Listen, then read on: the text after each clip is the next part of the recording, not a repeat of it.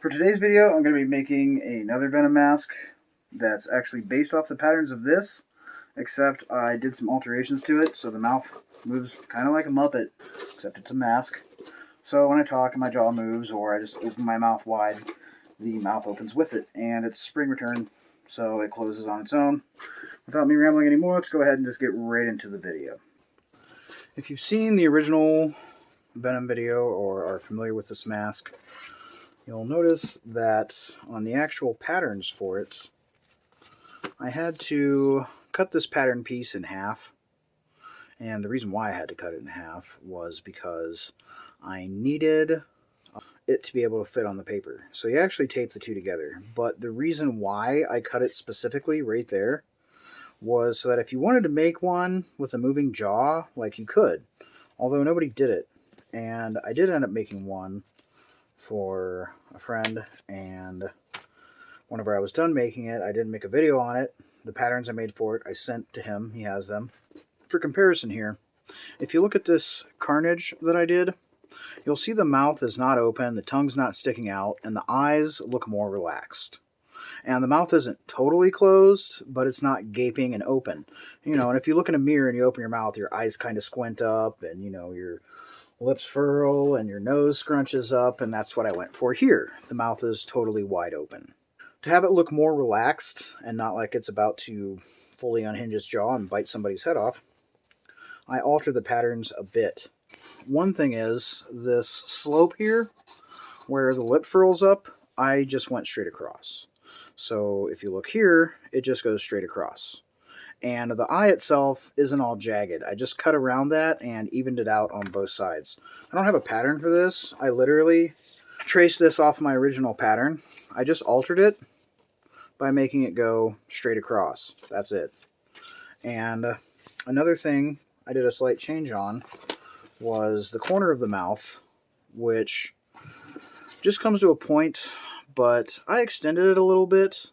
So it does come up a bit further than what it does here. And I feel that'll look better with more of a closed jaw and something that's talking versus something that's snarling and about to bite your head off. Kind of, once again, emulating some of the features from my carnage. And one other thing I did was widen the rear of this. The actual pattern for this looks like this. I added a considerable amount more starting here and then just extended it out. The reason for that is, with this back being as curved in as it is, it's a bit tough to get this on just with a non-moving jaw. So once I start putting like other things in here, I'm going to need a bit more space, especially in the back. And I'm also going to need to have a strap that'll go under here, so when my chin opens and closes, it will move with it. So, as far as the difference in the jaw pattern, where this is, I basically put a notch into it, and I angled this a little bit more, so that whenever the mouth is closed, it will be a bit more up than the actual jaw is, as in it'll be a bit higher. But whenever it's open, it'll be a little bit lower than the actual jaw is. Not by much, but a little bit. And there's only about an inch and a quarter or so of travel here. But that's more than enough, since whenever I open my mouth as far as I can, I think the travel distance total is about 1.5 inches, and it's pretty uncomfortable to open my mouth that far. So I don't need this to travel any more than my mouth can move up and down to open and close the mouth. So those are the basic differences between these two. Now what I'm going to do is start to glue these pattern pieces together. Okay, I have 2 of each of the face and the jaw and side pieces and such. I'm not putting a tongue in this, so I don't actually need to cut out a tongue pattern at all. Yay! And I'm also not putting in the teeth shelves on the top or the bottom. So another yay, I don't need that either. But what I do need to do is start by gluing all of these V-cuts together. And to glue them together, I'm going to use contact cement. And how it works is you brush some on each side that you're going to glue together, but you don't stick them together right away. You have to let it set for 15 minutes so that the glue itself will basically dry and cure. And when you stick it together, you want to make sure you've got it as even as possible. Once it's stuck, it's pretty well stuck. I'm going to go through and put this on all of these V-cuts, all along the main pattern pieces, including here on the chin. Alright, it's been 15 minutes. I'm going to go ahead and start pressing all of my V-cuts together.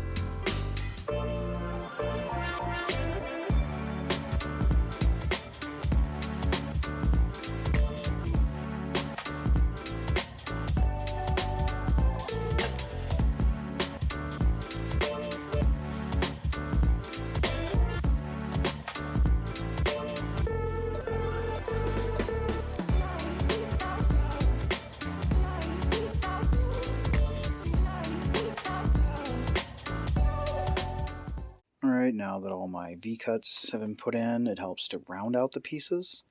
And on my original Venom Mask build, I used 5mm foam with a much larger sheet. This is 6mm EVA foam, and the sheets were smaller, so I didn't actually tape the two pattern pieces together. I just cut them out as two separate pieces. So next I'm going to need to put contact cement along these edges and bond those two.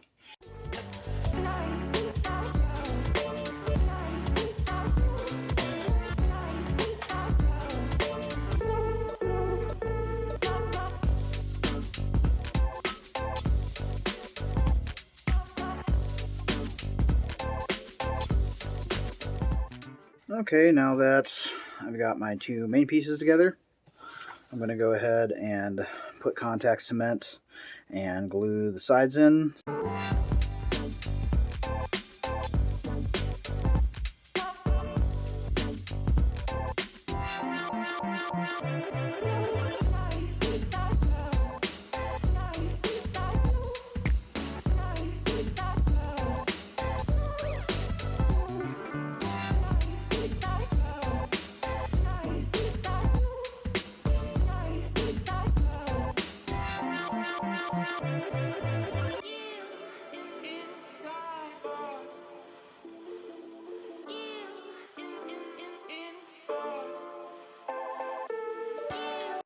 Next, I'm going to need to join the two halves together.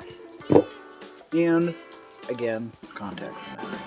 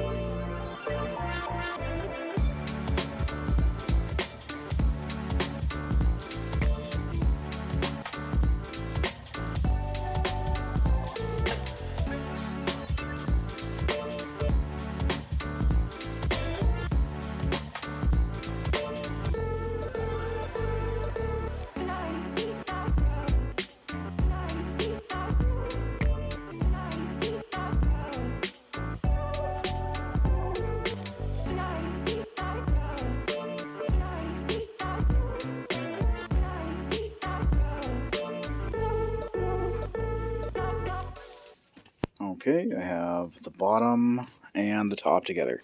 However, this is just, I mean, it's roundish, but it's blobby. So I'm going to use my heat gun to round this out and to shape the jaw. I'm actually not going to film or go over much of that process in this video because it's not going to be much different than what I did in my original Venom video with this pattern. So if you wish, you can check that video out. But otherwise, I'm just going to heat this, round it out, put a little shape into it, curve this up, and make sure everything is going to match up the way I want it to. Right, I finished all of my heat forming. Pretty much exactly the same as the original Venom video. Main difference being that this jaw is separated.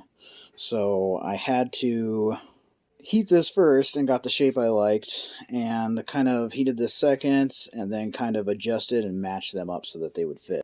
So before I start building my hinge or doing any of that stuff, I'm going to need to sand this up with my Dremel and just kind of round all this off and round the edges of the jaw off and do a little bit of work on the eyes. First, I just want to make sure, yeah, that is going to line up, and it does. So like I say, the pivot point is going to be in the center here, and it won't basically open any further than this. This is going to act as a stop. These in particular, I need to sand down on the inside, get them a little flushed out for whenever I glue in my lenses. They're going to have cloth behind it as well.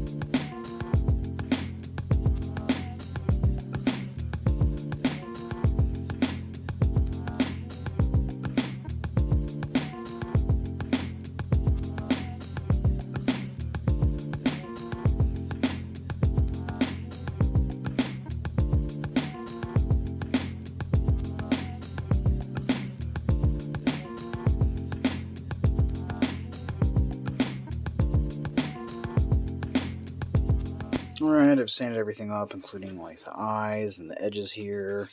And I did end up taking some scissors and rounding this bottom edge off, and rounded both sides with a Dremel, so that hopefully you can move back and forth with little or no problem. Now that I'm sure the jaw and everything is going to match up, I've started to build the hinge. I've already built one off camera just to make sure it was going to work, and I'm going to build the other one on camera so you can see how I do it.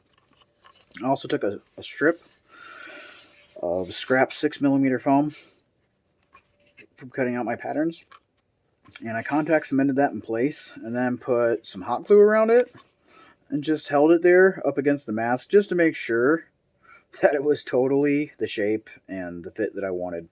And once it cooled, it makes it still flexible but much stiffer. And then once I put the teeth in and hot glue underneath that, it'll help firm this up the rest of the way, that I won't have to worry about the jaw losing its shape or anything under the pressure of having to move and having a spring system and hinges. To make a hinge, you can use whatever pipe or tubing that you have. I just happen to have some that was a little bit larger than this 1/2 inch CPVC, and the 1/2 inch CPVC is going to be my base. You'll notice that this outer piece isn't so snug that it doesn't have any wiggle room. I don't want a ton of wiggle room because I don't want this flopping all over the place, but I need a little bit because I don't have like any sort of guide to make sure these are going to be, totally straight, and I don't want them pushing against each other so that they can't or don't want to move because the tension is torquing the wrong way. One thing to keep in mind is that this needs to be straight. Not in the sense like parallel to the ground, but straight in the sense that it's coming straight out of this so that it's going to line up with your jaw so that the hinges can pivot back and forth like that. So the first thing I'm going to do is glue this into place. And I've cut 2 lengths of my other piping here, which is going to be going on the base like this, which will be glued directly in here. And that'll be the rest for the actual rest or stop, if you want to call it, for the actual pivoting piece, which will be this. And then I'm just going to cut a circle out of some plastic and drill a hole in it. That'll be the end cap. However, I have another piece of plastic here I'm going to use to glue to this so that I actually have the arm coming off of this piece here. Now, this piece I'm using from the arm is just cut from a Nerf accessory that holds arrival balls and clips on your belt. You could use acrylic, but any sort of mold injected plastic is usually pretty flexible. However, since the outside of it is so smooth, it doesn't glue very well. So anytime I'm going to be gluing this stuff, I really have to sand and rough it all up so that it will bond as I'm trying to get it glued together. Otherwise, it just doesn't really want to. And the other thing I'm going to do is I'm going to take a round file and I'm going to run the end of this over it.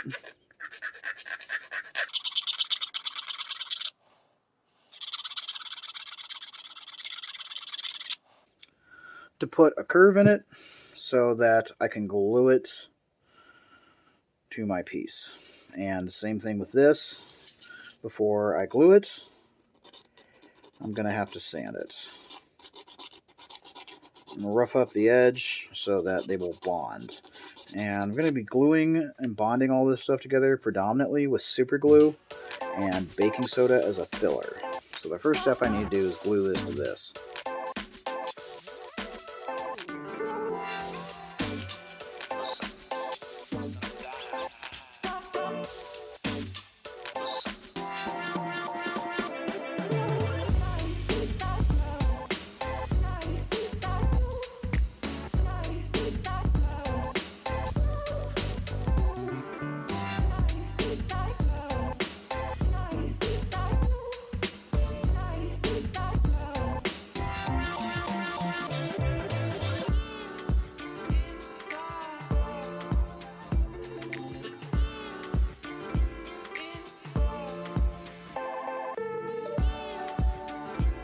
Now that I have this all glued into place, the super glue and baking soda combination basically forms as hard as glass, but it's a little bit more shatter resistant than glass actually is. But it is super hard, and it's ultimately harder than the plastic itself once it dries and cures and sets.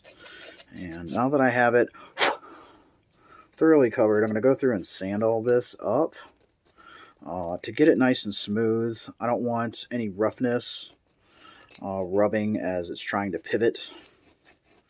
And I'm going to also double check and sand as well the inside of this in case any of this stuff ran into here. Sometimes you can't see it, but you'll feel it with the sandpaper. And also just to help sand and round off these rough edges.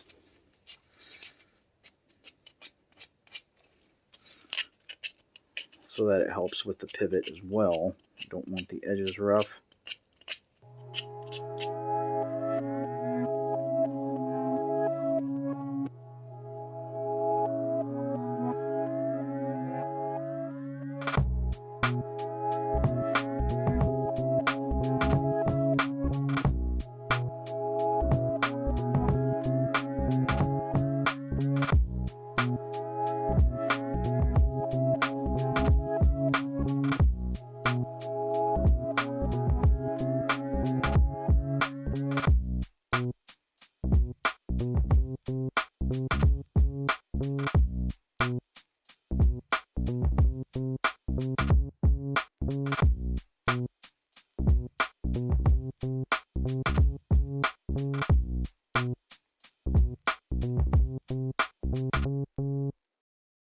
I've glued the base in place and reinforced it with super glue and baking soda, and then put my bottom ring on. As I do each of these things, I get a little smuts, a little super glue and baking soda here and there, so then I have to go through and kind of resand and make sure all that's smooth. Up here I got a little bit on the top. I got to sand all that crust off.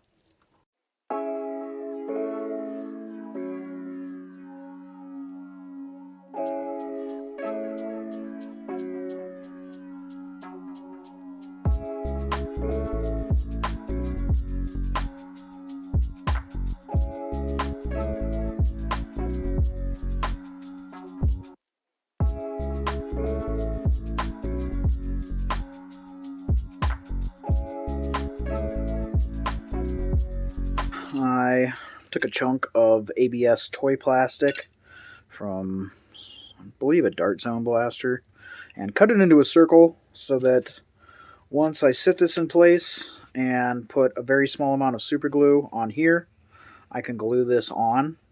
And I put a hole in it so I can drip super glue down in here. I filled this up almost to the top with super glue and baking soda so that whenever I do glue this together, I can drip it down in there. And that's what I did here. I have it literally coming out of the hole, and then I just sand it smooth. So that's how I'm going to glue this together. Sit this in place, put a very small amount of super glue just to make sure it seals and bonds. I don't want to put too much because I don't want it dripping down and getting stuck to this. I also don't want any stuff oozing out the sides where I'm going to have to like take a very thin piece of sandpaper and try to sand in between this so it turns smoothly. So now I'm going to go ahead and glue all this together. Okay, glued my cap on, dripped my super glue down in it to make sure that it's going to stay there. This eliminates me from having to really like worry about getting super glue or any sort of bonding agent down in here where I might end up gluing this to it, you know, because I want these to like work and do stuff. So yeah, that's a thing. But this is kind of rough and jagged. I'm just going to go ahead and smooth that out.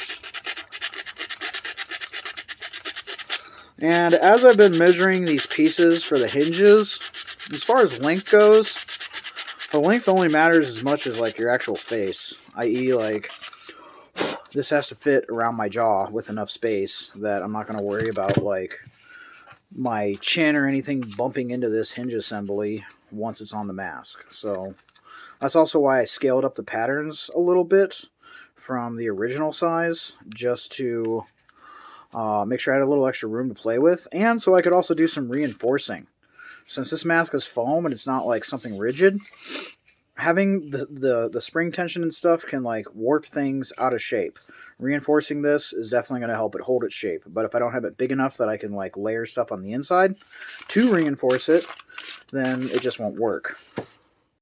And as far as these little bits of like plastic that I've been using, it's all ABS plastic, which is mold injected. Like I say, it's really smooth, so you got to sand it so it will glue together. But where I get all this stuff from is basically from going to thrift stores and just buying any Nerf guns I see for 99 cents or $1.99.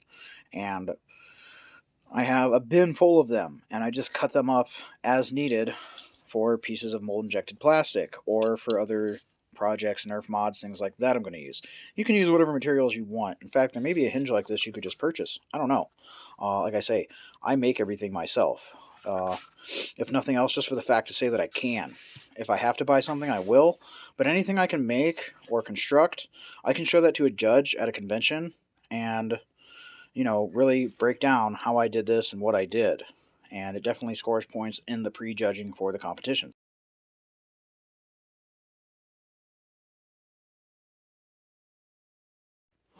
Okay, for me to get the jaw glued into place, I just sat it on one side like this and looked at basically where it needed to go. I had to put a layer of 6mm and then a short layer of 3mm since this didn't line up flush. So I had to pat it to get it to extend. But you may notice that I reinforced from the top of the jaw all the way pretty much to the bottom with about 5mm of space. And I did that because this whole area needs to be as stiff as possible. And I glued the foam in with super glue. And I also pieced in a couple pieces behind it and a piece here in the center in the back so that it stays rigid. And super glued it in place. I went over and lined up the other side and super glued it in place like this. And from there it just flops back and forth as I need it to. And it worked out pretty good. And then I just reinforced that with super glue and baking soda, just like I did for all this other stuff. Okay, so the final thing to do is to get your jaw to return. There's a couple ways you could do this, I figure. One is you could put elastic on the inside. That would pull the jaw up, but that may rub on your face or your face mask. If you're like me and you're going to put a morph mask on under this. Another thing is these return springs.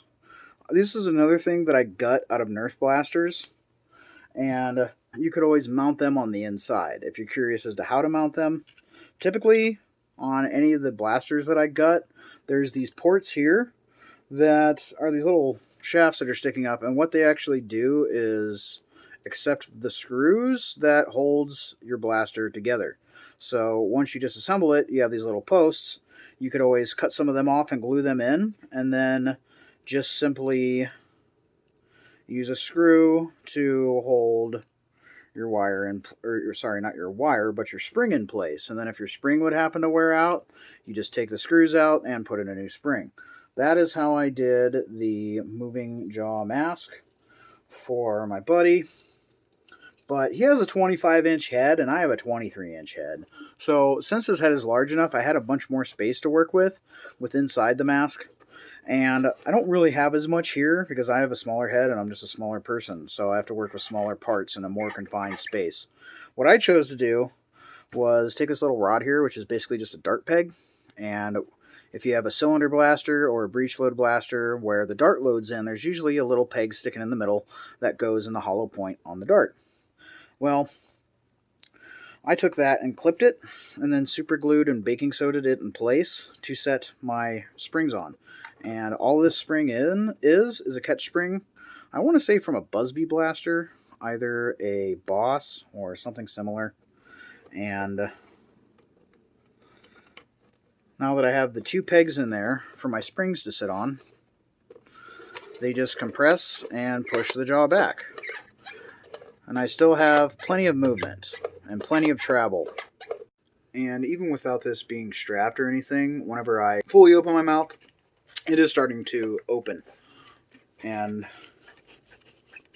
just with my chin pushing it down, it's not moving very much, but part of that is the top part of the mask here is really just loose on my head. I'm going to have to pad this, but I'm going to wait until I get the lenses and all that stuff in. The other nice thing about this is if these springs wear out, which in time they may, but as they wear out, I can just simply replace them with some other ones that I have from my bin. So now that I have this exposed spring, it kind of creates a problem where not only can you see it, but stuff could get in there and get tangled up in it, even if it's just loose stray dog hairs.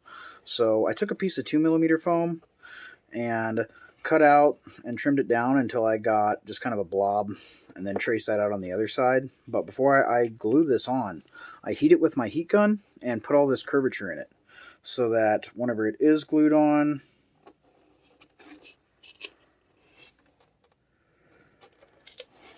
like so,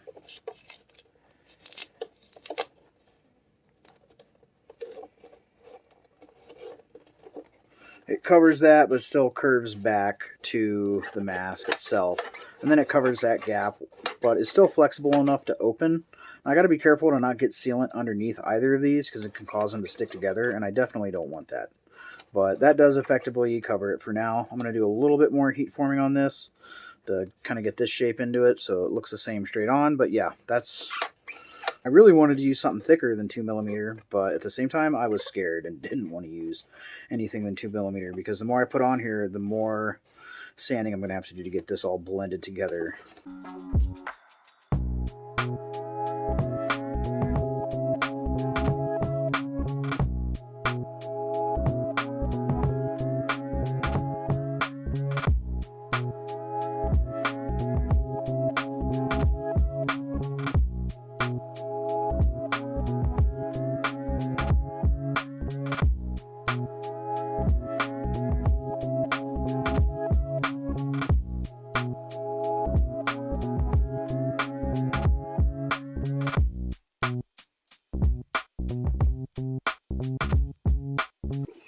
Okay, I've put in the gums and the teeth, and if you want to see how I make that, you can check that out in the original Venom video.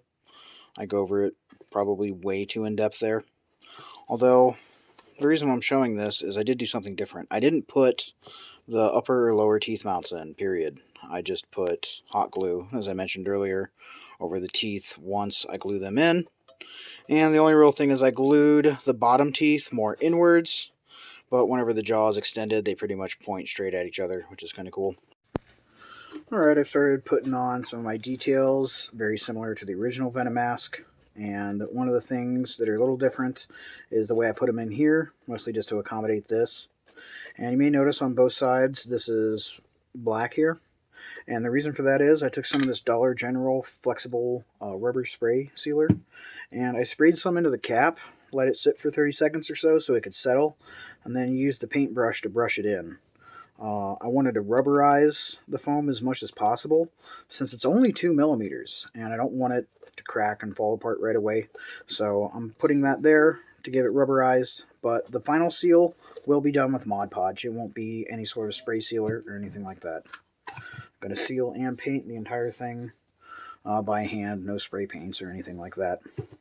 Next, I need to fill in some of the cracks and stuff and seams from where I glued everything together.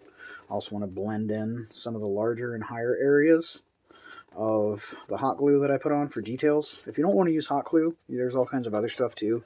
You could use that sculptable EVA foam putty and sculpt that, or you could use puff paint. However, puff paint shrinks a lot. On the rear, I just put some veins. Now I'm going to get some tap water and start the silicone process. This too is a little different from the original Venom video, where in the original video I used the Fast Dry Alex Plus, and this I'm just using the regular, and it comes in clear, which is what I prefer to buy it in, because whenever it's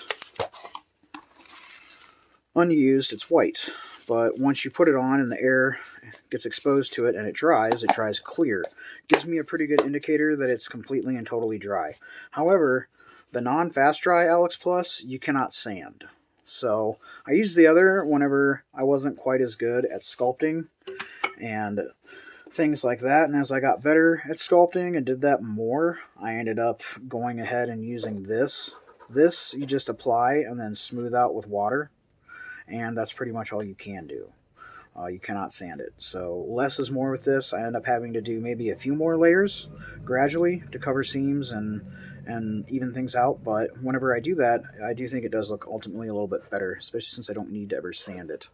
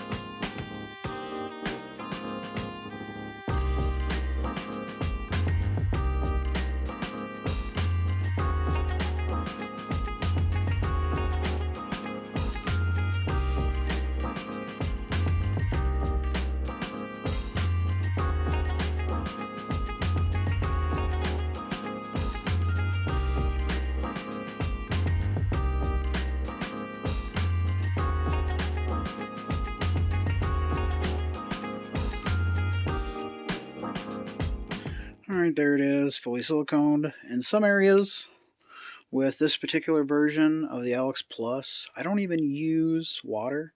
It just gets smoothed out enough, and I just kind of leave it be.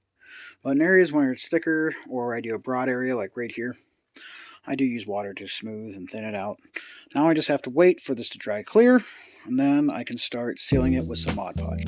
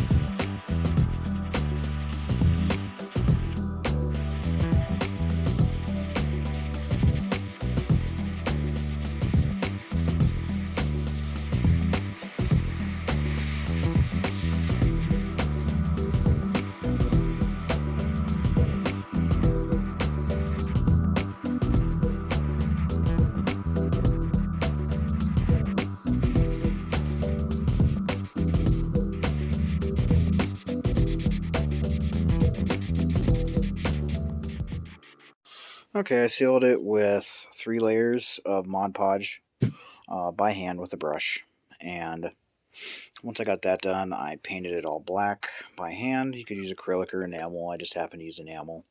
And then I airbrushed it on the teeth with some Model Masters opaque white. That's a little different from the original video, since in the original video I did yellow, and I believe even maybe a little bit of brown before the white, but this one I just missed it with white. And since the gums were already pinks, all I did was add a little white overspray as I did the teeth on that to tone it down a bit so it wasn't so bright.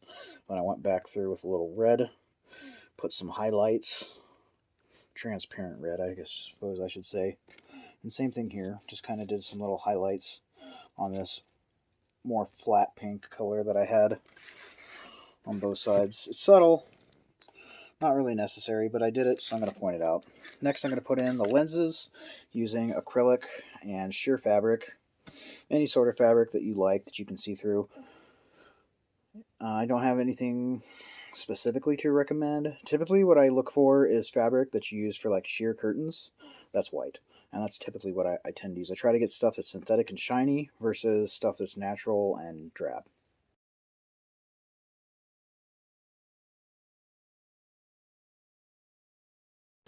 Okay, put in the lenses the same, like I say, as I did in the Venom. I did end up putting some additional foam pieces inside here just to pad it out so it would fit my head tightly. And then I put the strap here that goes underneath my chin and attaches on the other side with Velcro so it will move whenever I talk.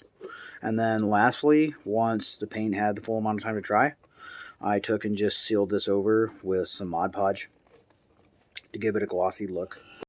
And as far as the other symbiote masks go, I actually would have preferred to do Carnage first, since I have a full suit, but there actually doesn't require a whole lot of alteration from this pattern. You can even see the jaw itself does move a little bit already.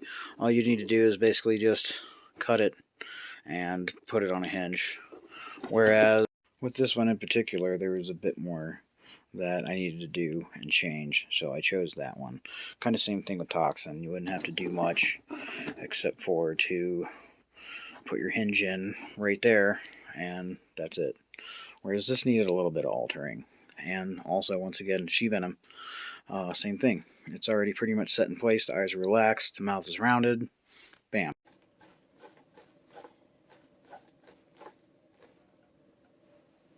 Okay, that's going to pretty much wrap it up for that video. I wanted to do this because I had a lot of requests, mostly through Instagram. Hopefully this gave you some ideas for your own projects like this. I wanted to do my Hellboy like this, but didn't. And may make another one in the future and just do it, but I probably will not make a video for that. I will be continuing on with The Mandalorian soon. I've recently found the pants that I want to use. I've been gathering materials to make the rocket pack. I had to order some foam. I didn't have as much as I thought I'd have. All that stuff's here now. So, I'm going to get back to that in the next few videos. If you enjoyed this video, please leave a like and feel free to subscribe. And as always, have a great day.